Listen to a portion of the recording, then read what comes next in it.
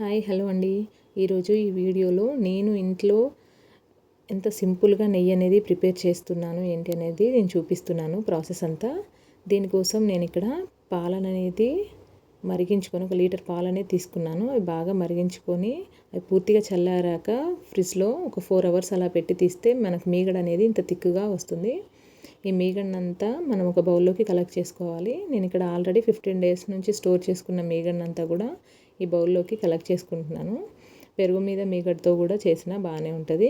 నేను ఇక్కడ పాల మీద మీగడతో చేస్తున్నాను. ఈ పాల మీద మీగడలో నేను ఎటువంటి పెరుగును వేసి తోడు పెట్టట్లేదండి. డైరెక్ట్ మీగడని కలెక్ట్ చేసి ఇలా నెయ్యి ప్రిపేర్ చేసుకోవడమే. దీన్ని నేను ఇక్కడ హ్యాండ్ బ్లెండర్తో బ్లెండ్ చేస్తున్నాను.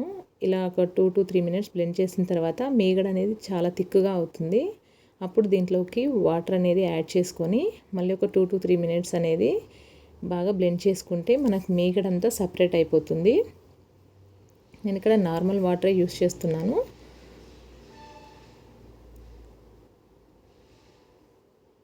ఇలా నార్మల్ వాటర్ యూస్ చేసిన తర్వాత 2 to 3 మినిట్స్ అలా బ్లెండ్ చేసుకుంటే ఇలా మనకు మీగడ అనేది సపరేట్ అయిపోతుంది.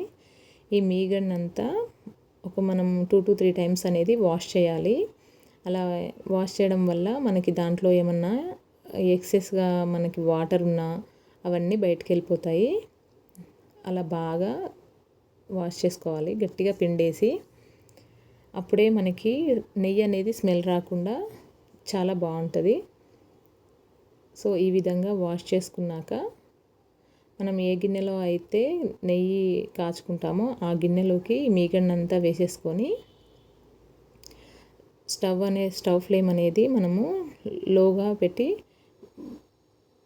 కలుపుతూ నెయ్యి అనేది ప్రిపేర్ చేసుకోవాలండి. దీనిపైన ఈ వైట్గా వచ్చే నురుగంతా పోయేంత వరకు అది హీట్ చేసుకోవాలి. ఒక 10 to 15 మినిట్స్ అలా టైం పడుతుంది.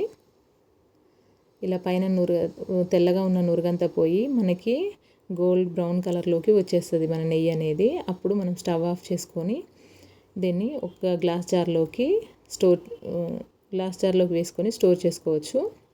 దీంట్లోకి నేను ఎటువంటి మెంతులు కానీ కరివేపాకు లవంగాలు కానీ తమలపాకు అటువంటి ఏమీ వేయను. ఇలా ప్లెయిన్గానే బాగుంటుంది.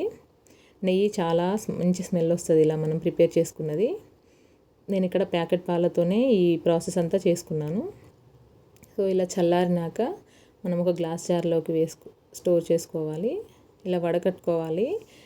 అడుగున ఉన్న గోదావరి అనేది సపరేట్ అవుతుంది కదా, అలా సపరేట్ అయిన దాంట్లో చక్కెర వేసుకొని తింటే చాలా టేస్టీగా ఉంటుంది. మీకు కూడా నచ్చితే మీరు కూడా ప్రిపేర్ చేసుకోండి ఈ విధంగా. Thank you for watching. అలానే నా ఛానల్ని లైక్ చేయండి, షేర్ చేయండి, సబ్స్క్రైబ్ చేయండి.